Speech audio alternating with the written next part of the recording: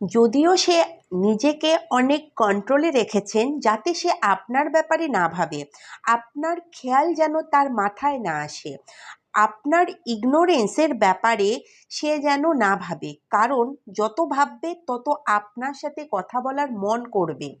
ইগোর কারণে সে আপনাকে অ্যাপ্রোচ করছেন না, নিজেকে কষ্ট দিচ্ছেন। আপনার পার্টনার অনেক সময় একা থাকলে ভাবে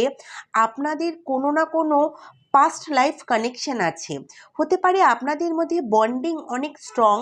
আপনার তরফ থেকে সে সবসময় পজিটিভ জিনিস পেয়েছেন, কিছু না কিছু কানেকশন আছে যেই কারণে সম্পর্ক শেষ করার পরেও তার আপনার কথা মনে পড়ে,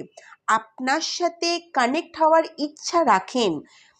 কন্ট্যাক্ট করার ইচ্ছা রাখেন, সে ভাবে আপনার ব্যাপারে, তার মনে হয় এই সব কিছু পাস্ট লাইফের কোনো কানেকশন।